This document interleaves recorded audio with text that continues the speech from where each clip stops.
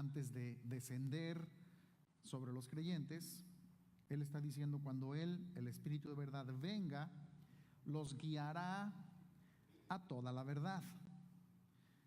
Y explica la razón. El Espíritu no hablará por su propia cuenta, sino que hablará todo lo que oiga y les hará saber lo que habrá de venir. Él me glorificará porque tomará de lo mío y se lo hará saber a ustedes. Todo lo que tiene el Padre es mío. Por eso dije que Él toma de lo mío y se lo hará saber a ustedes. Muy bien, hay una confusión grande en el cuerpo de Cristo cuando se habla del Espíritu de Dios. Porque la religión lo ha hecho esto muy complicado. Ha metido ideas en los creyentes que no están basadas en la verdad. Han dividido la experiencia del Espíritu en diferentes etapas o en diferentes manifestaciones, en diferentes experiencias, poniendo a los creyentes en diferentes categorías, donde algunos de los creyentes son privilegiados porque tienen más que otros, porque unos han tenido una experiencia que los hace más espirituales y los hace más capacitados para servir a Dios que a los otros que no han tenido esa experiencia. Entonces enseñan, bueno, aparte de creer en Cristo, donde eres sellado por el Espíritu Santo, debes tener una experiencia más, que dicen es el bautismo con el Espíritu Santo. Y eso solamente lo puede dar Cristo, pero no lo da a todos, sino a quien Él quiere. O sea, vas a creer en Él, y una vez que crees en Él, si Él quiere y cuando Él quiera, entonces te va a dar eso que se le llama el bautismo con el Espíritu Santo. Y la única evidencia de que tú tienes ese bautismo es que hablas en lenguas. Y entonces muchas personas, muchos hijos de Dios, viven frustrados porque Dios no ha querido darles a ellos esta experiencia. Y entonces tenemos los hijos de Dios que han recibido el bautismo con el Espíritu Santo y los otros incompletos, de segunda categoría, inhabilitados e incompetentes hijos de Dios. ¡Wow! Pero hoy les tengo buenas noticias. ¿Cuántos quieren oír buenas noticias? Bueno, eso es lo único que vas a escuchar aquí. Si alguien quiere oír malas noticias de los que están aquí o de los que están escuchando por internet, les digo algo, están en el lugar equivocado, en el día equivocado y con el expositor equivocado. Porque lo único que vas a escuchar aquí serán buenas noticias. Ahora, si lo que quieres oír es buenas noticias, entonces estás en el lugar correcto. Porque quiero decirte que el Espíritu de verdad ya vino a ti, porque nadie puede llamar a Jesús Señor sino por el Espíritu Santo. Y si tú lo reconoces como el Señor de tu vida, es porque el Espíritu de Dios ha sido derramado y ha sido injertado, ha sido bautizado, ha sido sumergido en el Espíritu. Primera de Corintios 12:13 dice: por un espíritu, algunos, unos cuantos, unos privilegiados fueron bautizados. ¿Sí? No. ¿No? No, claro que no. Dice, por un espíritu somos ¿cuántos? Todos. Yo quiero que digas, yo también. Bautizado, primero dice, en un cuerpo. Y está hablando de una verdad, de la misma verdad. Dice, judíos o griegos. O sea, no importa la nacionalidad que tú tengas.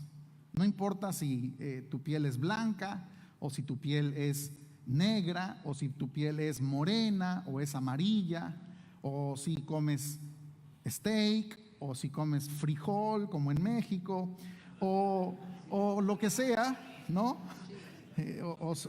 No, si le vas a la América sí es una gran diferencia, pero de eso hablamos en otro mensaje. No hay diferencia en judío o griego, si eres un esclavo, porque en ese tiempo existía la esclavitud, o eres libre. Dice, todos hemos bebido de un mismo espíritu. O sea, todos recibimos la misma bebida del espíritu. Tú no recibiste una bebida diferente. Dice, ni tampoco el cuerpo es un solo miembro, sino muchos. Si dijere el pie, porque no soy mano, no soy del cuerpo, no será del cuerpo. Estoy viendo yo Primera de Corintios, estoy leyendo algo que les quiero explicar. Lo que sucedía en Corinto es que había personas, lógicamente la iglesia de Corinto era la iglesia que se manifestaba mucho con los dones del Espíritu. Y dentro de esto de los dones del Espíritu había personas que se sentían más espirituales que otros. Y parecía que la manifestación de los dones debería de ser más como una exposición pública que el beneficio de esos dones, como deben ser de acuerdo al orden de Dios. Pero Pablo corrige y le dice a ellos, todos fuimos bautizados en un mismo cuerpo. Todos bebimos del mismo espíritu. Lo que sucede es que somos diferentes miembros. Y dentro de esto que somos diferentes miembros, él explica en Corintios 12, dice, si todos fueran un solo miembro, ¿dónde estarían los otros? ¿Dónde estuviera el cuerpo? Entonces dice, somos muchos miembros, pero somos un solo cuerpo. Y el ojo no le puede decir a la mano, no te necesito, ni la cabeza a los pies. Dice, todos tenemos una función. Es una gracia operante diferente, pero procede del mismo espíritu. Y entonces termina diciéndoles, para que no haya desaveniencia en el cuerpo, sino que todos se interesen los unos por los otros, dice, debemos entender, todos somos parte del cuerpo de Cristo y miembros de lo mismo. Lo que sucede, dice, es que a unos los puso Dios, y comienza a hablar de los ministerios, a unos apóstoles, a otros profetas, a otros maestros. Hay otros que tienen esta habilidad donde se producen milagros, otros tienen sanidades, otros ayudan, otros administran, otros hablan en lenguas. Dice, después hace una pregunta y dice, ¿todos son apóstoles? La respuesta es no. Y luego dice, ¿y todos son profetas? La respuesta sería no. Dice, ¿todos son maestros? La respuesta sería no. ¿Y todos tienen las mismas facultades? No. ¿Todos tienen el don de sanidad? No. Y luego hace una pregunta, dice, ¿hablan todos en lengua? Y la respuesta evidente es no. Pero él está hablando, a pesar de eso, todos hemos sido injertados en el mismo cuerpo y hemos bebido del mismo espíritu. Lo que sucede es que son diferente gracia y diferente manifestación de acuerdo a lo que cada uno de nosotros realiza en su función.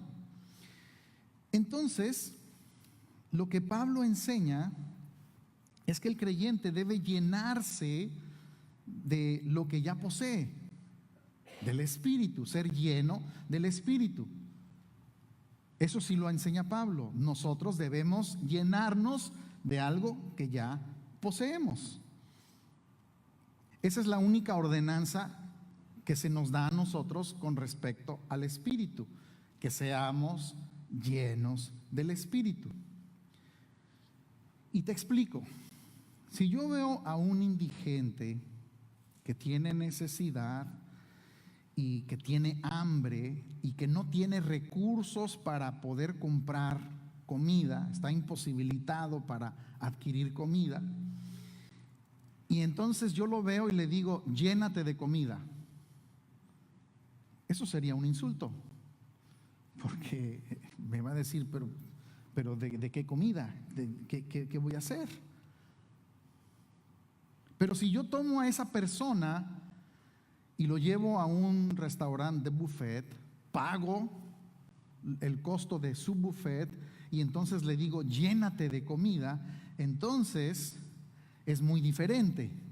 Yo le puedo decir, llénate, no es un insulto, es una magnífica noticia, porque delante de él está todo lo que él desea y todo lo que él necesita. ¿Entendemos? Ajá. Si Dios nos dice, sean llenos del Espíritu, y no nos lo ha dado, sería un insulto. ¿Por qué Pablo dice, sean llenos del Espíritu? Porque todo lo del Espíritu está disponible para nosotros, y lo que necesitamos es tomar lo que ya es nuestro y llenarnos de ello. Porque el Espíritu ya nos ha sido dado. Ponme otra vez el versículo primero. El versículo ya nos fue dado, ¿sí? Cuando el Espíritu de verdad venga, yo quiero que digas, ya vino, lo tengo, está en ti. Entonces dice, ¿qué es lo que va a hacer? Nos guía a toda la verdad. La razón del por qué muchas personas están confundidos y no saben lo que poseen en Cristo es porque son guiados por su denominación o su religión, pero nosotros debemos ser guiados por el Espíritu, que es el que nos lleva a toda la verdad. Esa verdad es todo aspecto de la vida de Cristo, porque Cristo es la verdad. ¿Quién es la verdad? Cristo. Entonces, si Él nos va a revelar toda la verdad, no es toda la verdad de las ciencias matemáticas, ni de la geografía, ni toda la verdad de la política. No, Él nos va a enseñar toda la verdad que es Cristo. Toda esa verdad nos la va a enseñar. Entonces, se nos ha dado el Espíritu del Hijo para que nos dirija en todo lo que pertenece a la vida del Espíritu, pero que el alma, el problema en el alma no nos permite verlo. Por eso requieres de tiempos específicos en donde el Espíritu nos guíe a esa verdad, nos dirija, nos enseñe, nos aclare esa verdad. También dice este pasaje que ese Espíritu nos hace saber todo lo que está por venir. ¿Lo ven ahí? ¿Sí? Les hará saber lo que habrá de venir. ¿Cuántos quieren saber lo que va a venir? ¿Sí? Te hará saber que vienen tiempos de una iglesia gloriosa, que tu vida es y será victoriosa, que no te sucederá mal, que la tierra va a ver la manifestación de los hijos de Dios y que habrá más personas que van a ser agregadas a la verdad divina y que conocerán la verdad y la verdad los hará libre. Ese Espíritu nos hará saber lo que viene. Yo ya sé lo que viene. Lo que viene es el propósito eterno del Padre. Lo que Él se propuso desde el principio, eso viene. Y dice del Espíritu, me glorificará. O sea, el Espíritu va a glorificar al Hijo, va a glorificar a Cristo. ¿Cómo lo va a hacer? es muy importante que entendamos cuál es la máxima manifestación de glorificar a alguien: haciendo saber lo que ese individuo es.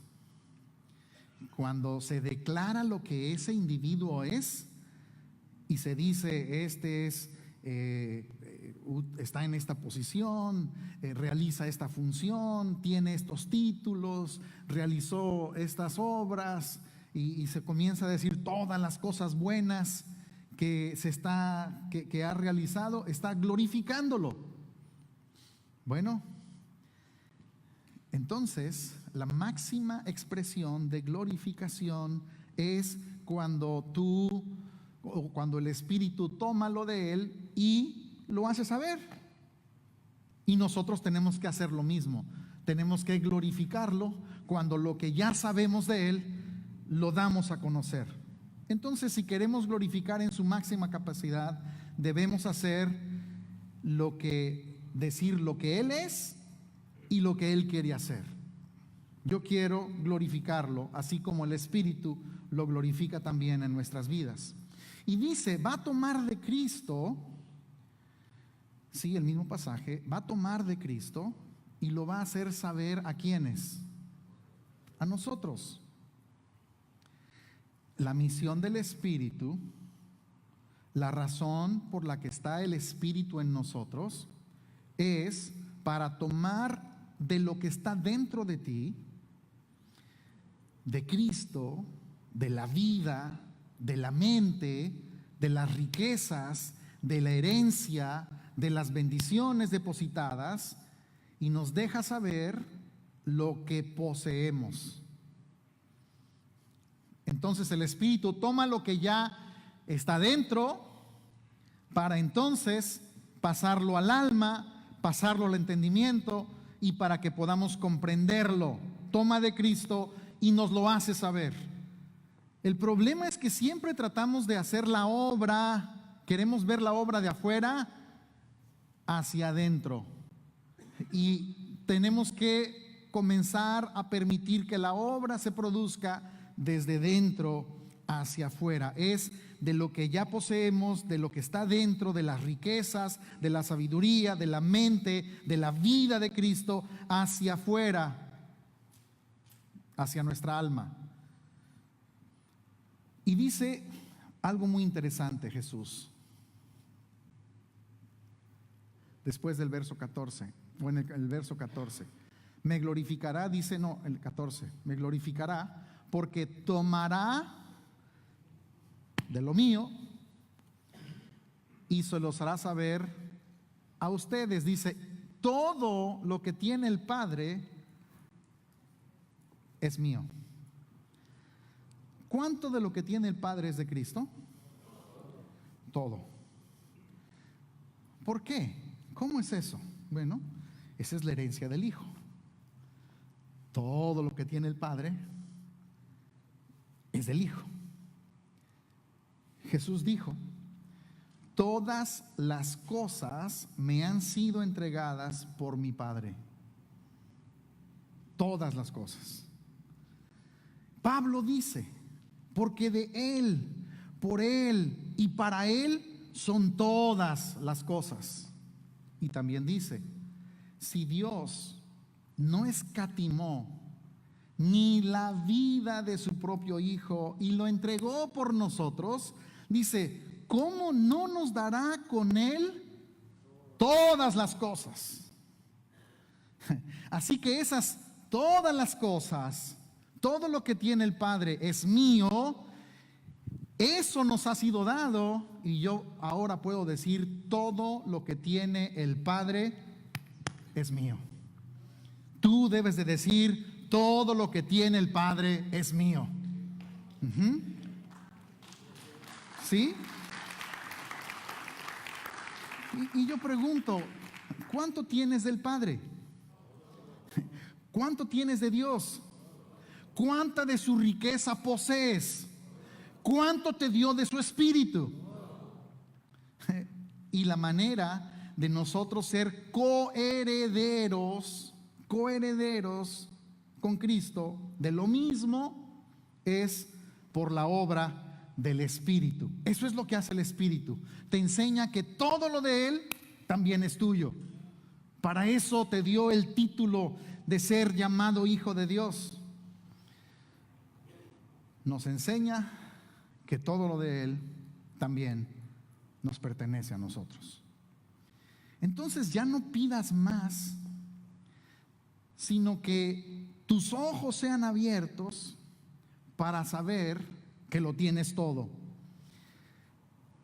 Entonces, ¿cómo nos podemos morir sin disfrutar lo del Padre, que le fue dado al Hijo para que el Espíritu nos mostrara lo que le dieron al Hijo, pero que en realidad era para que lo entregara a nosotros? No te mueras sin poseer esta vida y esta riqueza que Dios te ha dado. Por lo tanto, ahora nosotros podemos decir: todo lo que tiene el Padre es mío. Juan 14:26 dice: el Consolador, el Espíritu Santo. ¿Quién es el Consolador? Quien el Padre enviará en mi nombre, Él les enseñará todas las cosas y les recordará lo que he dicho, lo que les he dicho. Ahora, el Consolador. Yo quiero que digas: el Consolador. ¿Cuántos alguna vez en la vida han necesitado ser consolados? ¿Alguien que diga: yo necesito consuelo? ¿Sí? Sí.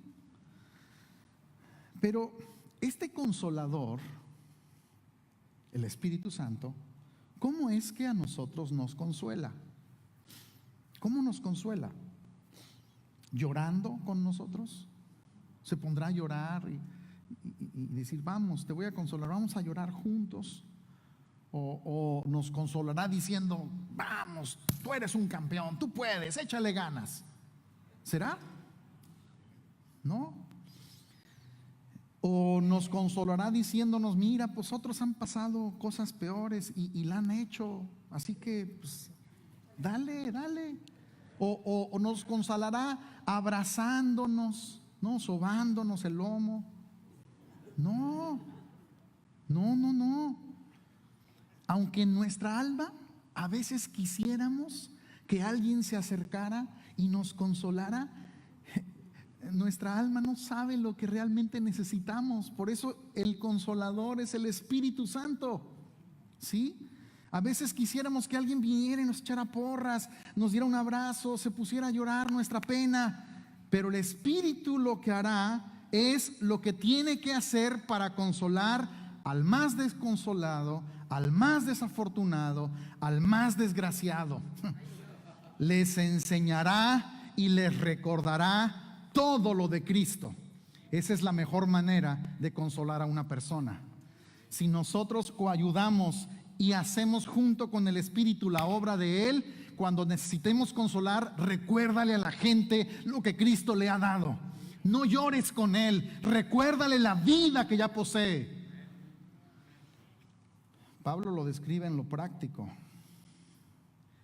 Y él dice: somos como desconocidos, pero bien conocidos. Como moribundos, pero vivimos.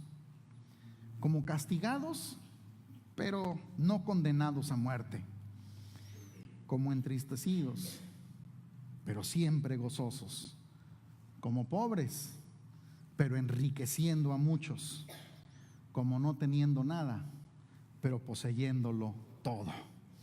También dijo: cuando soy débil, es entonces que soy fuerte.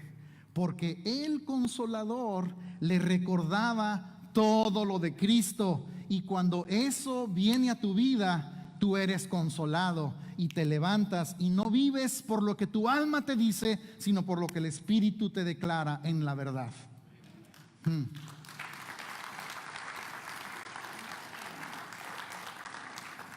Gálatas 3:2. Esto es lo único que quiero saber, preguntar, averiguar, investigar, indagar acerca de ustedes, Gálatas, acerca de ustedes, houstonianos, tejanos, mexicanos, guatemaltecos, salvadoreños, costarricenses, hondureños, ya dije, y etcétera, y etcétera, y etcétera. Colombianos. Esto es lo único que quiero saber. ¿Recibieron el Espíritu por las obras de la ley o por el oír con fe?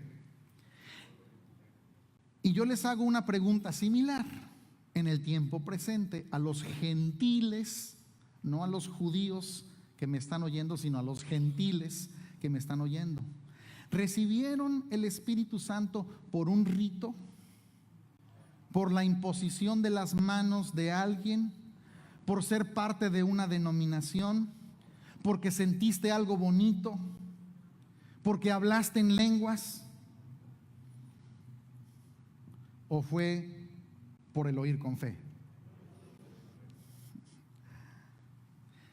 Si tú pensabas, si creías, o te dijeron, te declararon que no tenías el Espíritu Santo, hoy escucha y recibe con fe lo que la palabra de Dios te dice.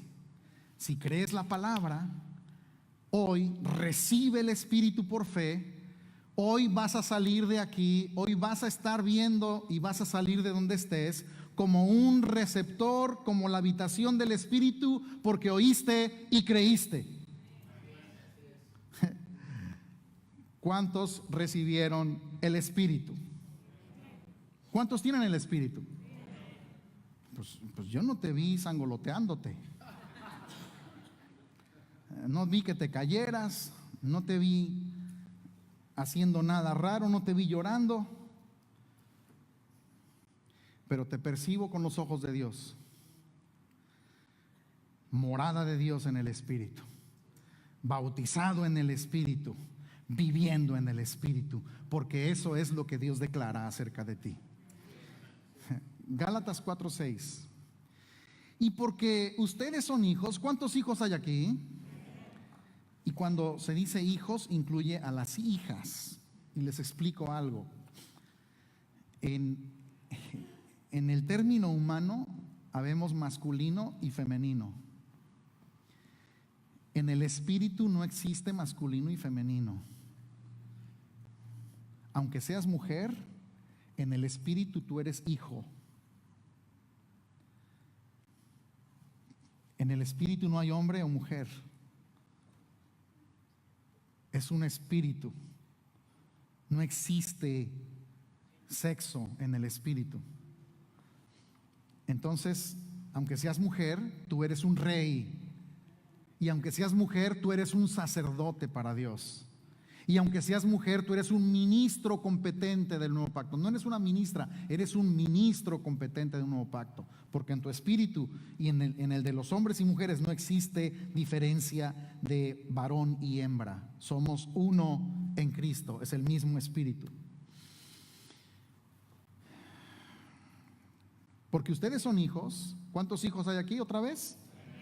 ¿Ah? Dios ha enviado el Espíritu de su Hijo a nuestros corazones, por el cual clamamos, Abba, Padre. Abba es una expresión en arameo, muy utilizada por los hebreos en el tiempo de Jesús, en el tiempo de Pablo, en esos tiempos cuando se escribió la Escritura. Y se usaba para llamar a los padres.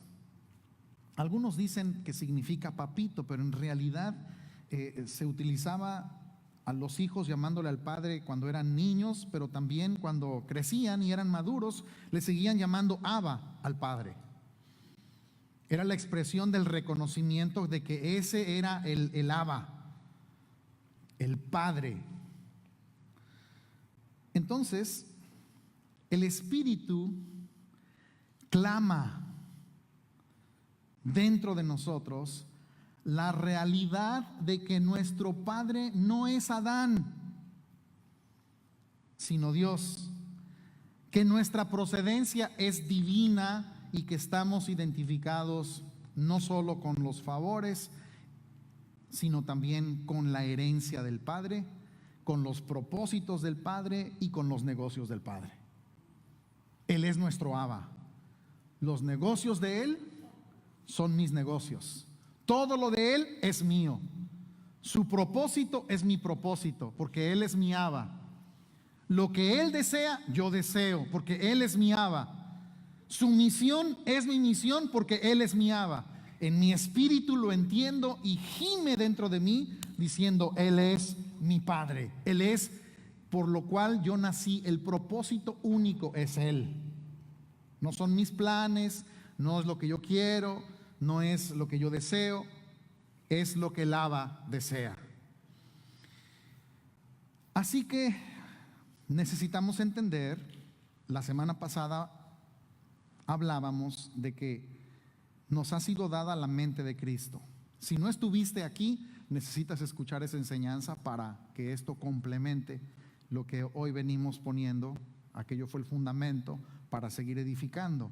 Pero no solamente tenemos la mente de Cristo, no solamente tenemos el Espíritu de Cristo, sino que también nosotros tenemos la fe del Hijo. ¿Has tenido el sentimiento, has pensado que no tienes la suficiente fe? ¿Has pensado, has creído que otras personas tienen más fe que tú?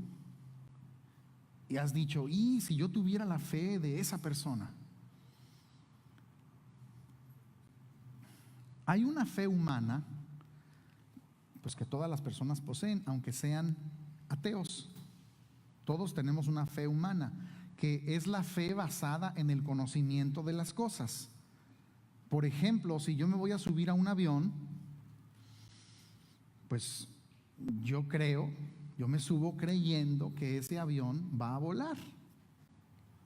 O sea, yo no tengo duda, si no, no me subiría. Todo el que se sube al avión tiene fe de que ese avión va a volar miles de millas y le va a transportar en la distancia por el aire y que va a llegar a su destino.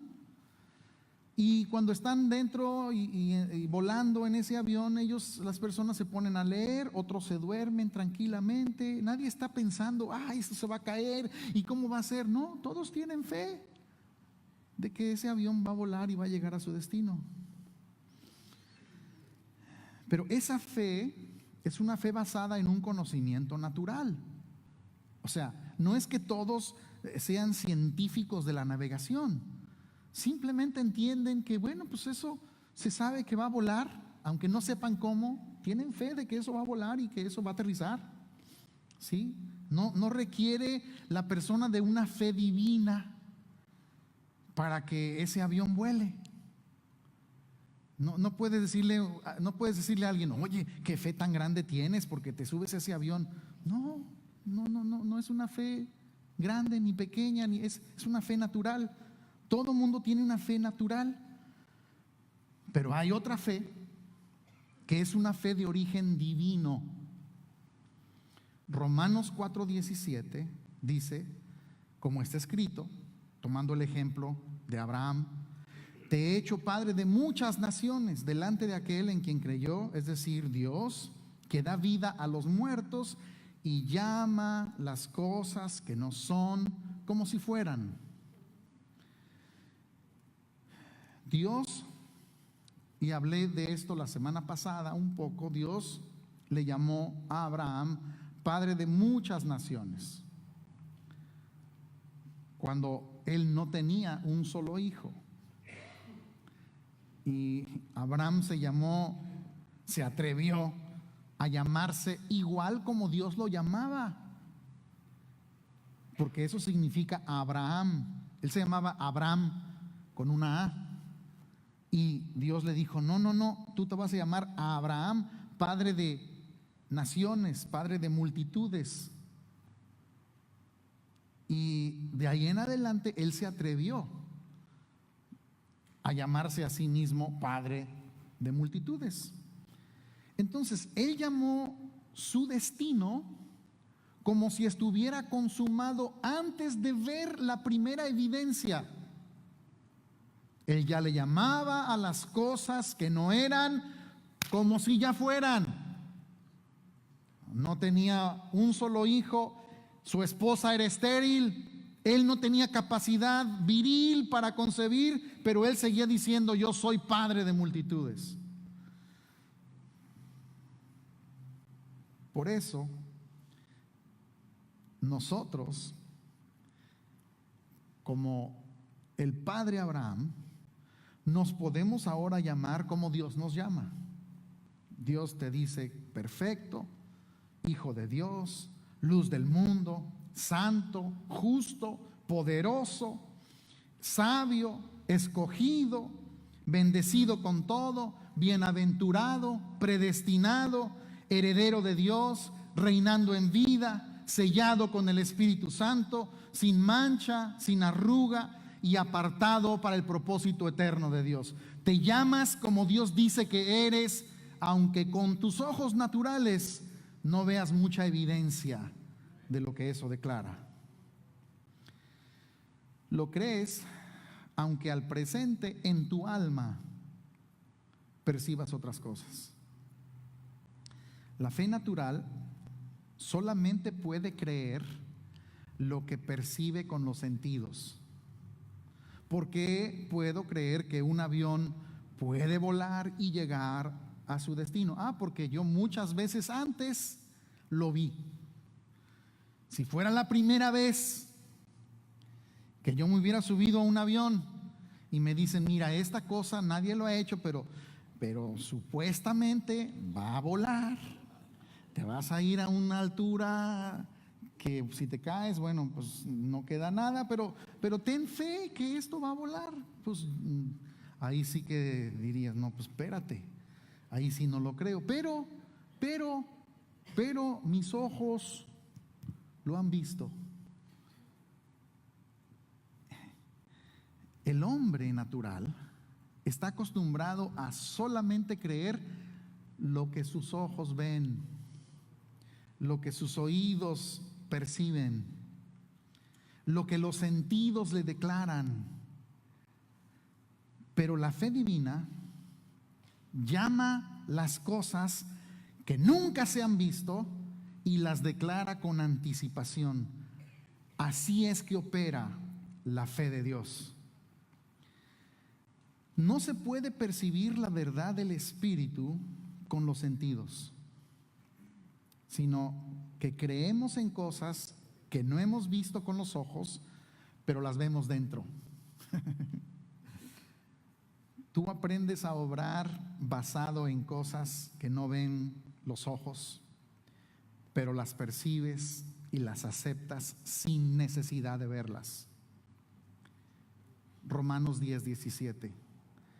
La fe, vamos hoy a ver cómo lo declara Pablo aquí. La fe es por el oír. Esta es una traducción que yo hice más literal. La fe es por el oír, pero el oír a través de la palabra. Y yo quiero decirte algo interesante aquí. Hay una diferencia cuando tú ves esta palabra en la Escritura, como aquí, que dice: la fe es por el oír, pero el oír a través de la palabra. Yo quiero decirte que hay dos palabras en el griego que se traducen palabra, pero hay una diferencia entre ambas, porque una es el logos. El logos es lo escrito, todo lo escrito, el logos, la palabra escrita.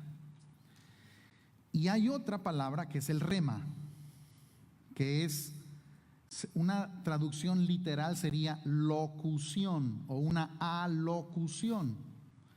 La diferencia entre un logos y un rema es que, por ejemplo, tú puedes leer un periódico y saber lo que el día de ayer dijo el presidente. Entonces tú lees el periódico y te enteras. Entonces dice, pues el presidente aquí dice que dijo esto. Pero es muy diferente a tú haber estado en ese lugar, escuchando al presidente, y allí ya no lo leíste, porque ya no es lo que tú leíste, sino que tú lo escuchaste, fue una alocución, ¿sí? Lo viste por televisión en vivo, tú escuchaste que fue eso lo que dijo. Entonces, ambas informaciones te llegan, lo que lees en el periódico o lo que viste allí, pero la manera como llegaron es muy diferente. Porque en una te informaste lo que el personaje dijo. Esto fue lo que dijo el personaje. En la otra, tú escuchaste al personaje decirlo. En una te puede quedar la duda si en realidad dijo lo que dice allí. Pues a lo mejor no lo dijo así como aquí dice.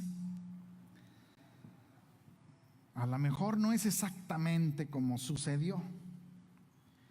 Pero en la otra, tú personalmente escuchaste a esa persona decirlo de manera directa.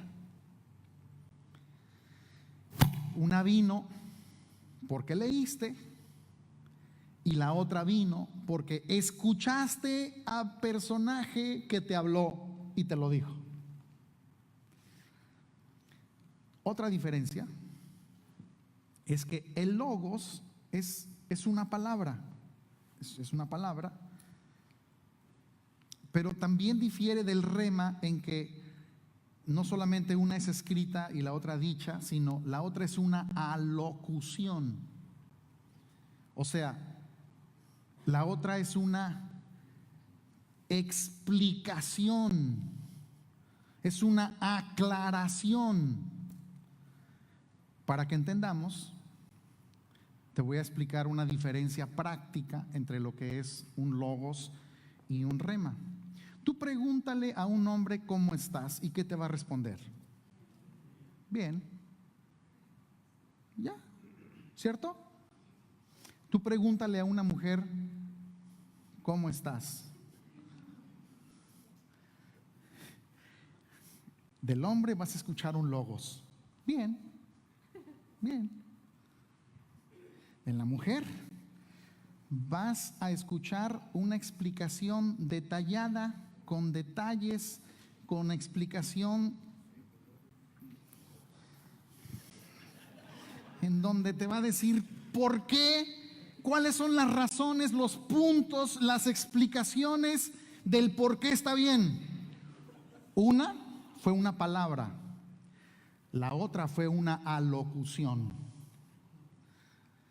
En una solamente supiste algo muy general, bien, sin detalles. En la otra recibiste la explicación detallada del por qué. Por eso, cuando dice aquí la fe es por el oír, o sea, la fe viene, la fe es el resultado de oír. Pero no es oír cualquier cosa. Es el oír a través de la rema. Es cuando eso que lees se convierte en una alocución, en una explicación detallada de aquello que está ahí. Y entonces dices, ahora comprendo.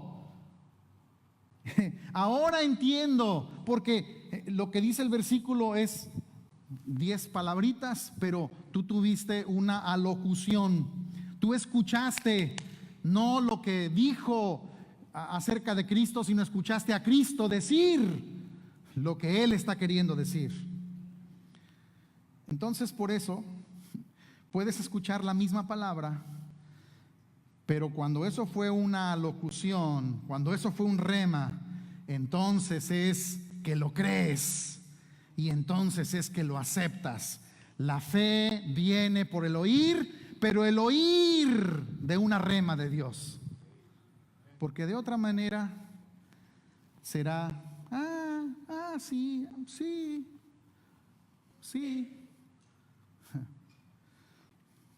Todo eso es por la operación de la mente de Cristo y del Espíritu de Cristo, que te produce la misma fe del Hijo. Y aquí es donde quiero entrar a este punto que quiero explicar. Tenemos la mente de Cristo, tenemos el Espíritu del Hijo, porque poseemos la misma fe del Hijo. Gálatas 2:20, con Cristo estoy juntamente crucificado. Ya no vivo yo, mas vive Cristo ahora en mí. Y lo que ahora vivo en la carne, yo quiero que leas bien claro eso. Lo vivo ¿en qué? Lo vivo en mi fe. ¿Lo vivo en qué? En la fe del Hijo. Yo quiero vivir en la fe del Hijo. Yo quiero que entendamos que nosotros tenemos la misma fe del Hijo que se entregó por mí. Entonces Pablo está declarando la realidad de nuestra vida. El viejo hombre fue crucificado, por lo que ya murió, ya no vive, ya no vivo yo. Eso quedó ahí crucificado. Y lo que ahora vivo en la realidad de mi vida natural, lo que ahora vivo en la carne, la única vida que ahora poseo es la vida de Cristo. Lo que vivo en lo natural, no lo vivo en mi poder, no lo vivo en mi fe, sino lo vivo en la fe del Hijo. No lo vivo en mi justicia, sino lo vivo en la justicia de Él. No lo vivo en mis obras, sino lo vivo en la obra de Él. No lo vivo en mi fuerza, sino lo vivo en la fuerza de Él. No lo vivo en mi fe, sino lo vivo en la fe de Él. Qué diferente es vivir la vida en mi fe que en la fe de Él. El problema es que muchas personas dicen: estoy flaqueando en la fe,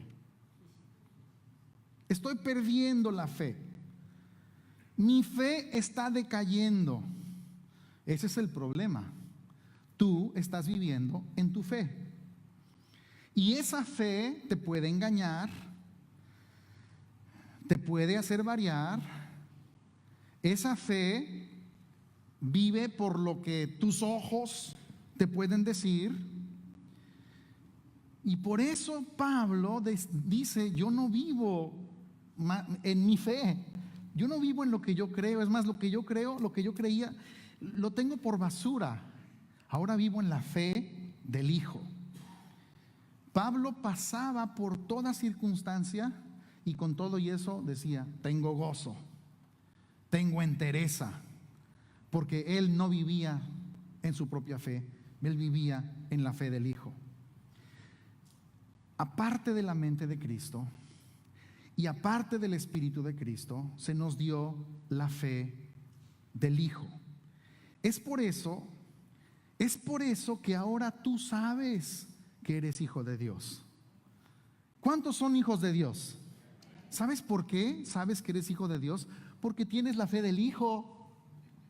De otra manera no lo pudieras creer. Entonces, debes dejar de vivir en una fe limitada, en una fe ambivalente, que a veces cree y a veces no cree. Y debes empezar a vivir no en tu fe, sino en la fe del Hijo de Dios. Porque lo que posees es su misma fe. Tú no posees otra fe. No vas a poder vivir esta vida en Cristo en tu fe. La única manera de vivirlo es a través de su fe. Y quiero decirte, tú ya posees esa fe. La persona no tiene problemas de carencia de fe. La persona tiene problemas de carencia de conocimiento. Porque cuando tú sabes que es por la fe del Hijo que tú vives, no hay nada que te puede detener. Yo no voy a vivir por mi fe, quiero vivir por su fe que ahora habita dentro de mí. Por eso en Romanos Pablo dice: en virtud de la gracia que me ha sido dada, digo a cada uno de ustedes que no piense más de lo que debe pensar de sí mismo, sino que piense de sí mismo con buen juicio, con cordura, según la medida de fe que Dios le dio a algunos, a cada uno. Está hablando, fíjate, en el contexto en Romanos, el contexto está hablando de diversidad de funciones, que muchos tenemos diferentes funciones en el cuerpo, pero todos estamos operando en la misma medida de fe. ¿Cuál es esa medida de fe que nos ha sido dada? Esa medida es la fe del Hijo de Dios, para yo poder vivir su misma vida. Porque yo no puedo vivir la vida de Cristo si no tengo su misma fe. Es imposible que Cristo se pueda manifestar en mi vida si yo no tengo su fe. Pero si el propósito del Padre es que tú y yo seamos hechos semejantes al Hijo, entonces es porque Él depositó en nosotros su misma fe. Todos los que van a un crucero, todos tienen acceso a los restaurantes y los buffets y el desayuno y lo que está ahí disponible en los buffets. Pero no todos comen lo mismo. Todos tienen la misma medida, todos son clientes, pero no todos comen lo mismo. En la vida en Cristo, no todos manifiestan en lo físico la misma dimensión, no todos manifiestan la fe que ya poseen. Tú tienes la misma fe que los ministros del Evangelio. Tú tienes la misma fe que aquel evangelista que por allá está compartiendo el Evangelio y se ven muchos milagros. Tienes la misma fe. Tú tienes la misma fe que él. Es más, tú tienes la misma fe que tenía Jesús. Que no lo estemos nosotros operando es algo diferente. Lo que necesitamos no es más fe, sino manifestar lo que poseemos. Ahora, ¿qué es tener la fe del Hijo? Bueno, tener la fe del Hijo es exactamente similar a su fe y es creer a la palabra a pesar de cualquier cosa. Creer a la palabra a pesar de cualquier cosa. En Mateo capítulo 8, Jesús entró a la ciudad de Capernaum y se le acercó un centurión, un soldado romano que tenía 100 personas bajo su mando, y le dijo: oye, tengo un sirviente, alguien que sirve en mi casa, tengo un esclavo en mi casa y está enfermo, y yo quiero que lo sanes. Y Jesús le dijo: ok, yo voy a ir contigo para sanar a tu siervo. Y el centurión le dijo: pero no tienes que ir, solamente di que sea sano y él se va a sanar, pero dilo. O sea, lo que tienes que hacer es solamente dilo, porque si tú lo dices, él va a sanar. Y dice el verso 10, cuando Jesús lo oyó, se maravilló y dijo a los que lo seguían: en verdad les digo que en Israel, en ese tiempo, todavía antiguo pacto, en el tiempo en que él estaba allí en carne, dice, en todo el tiempo que yo he estado aquí en carne, no he hallado, no he visto, no me he encontrado con alguien que tenga una fe como esta. Ni entre los más religiosos de los judíos había visto la claridad de fe que vio en este soldado, que dijo que su fe estaba basada en la palabra que saliera de su boca. Fíjate, este hombre no necesitaba ir a constatar a ver si el siervo había sanado. Dijo, no, solo tú dilo.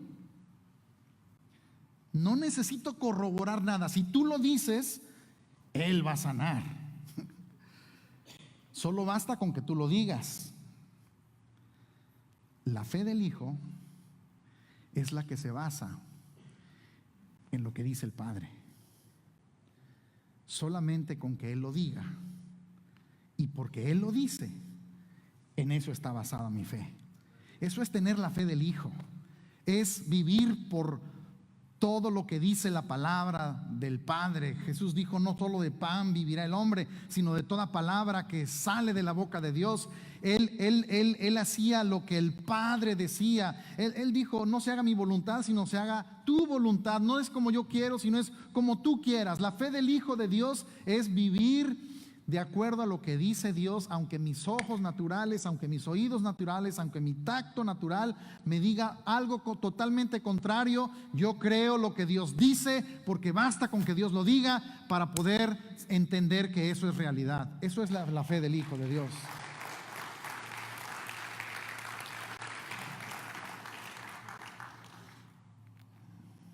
Se me fue el tiempo, señores. Ya tengo más de 45 minutos. Y la siguiente semana vamos a ver la vida del Hijo, la simiente del Hijo y la paz del Hijo. ¿Qué te parece? Así que no te lo pierdas. Vamos a ponernos en pie y vamos a dar gracias, vamos a orar con entendimiento, vamos a orar con la fe del Hijo, entendiendo lo que tenemos. Vamos a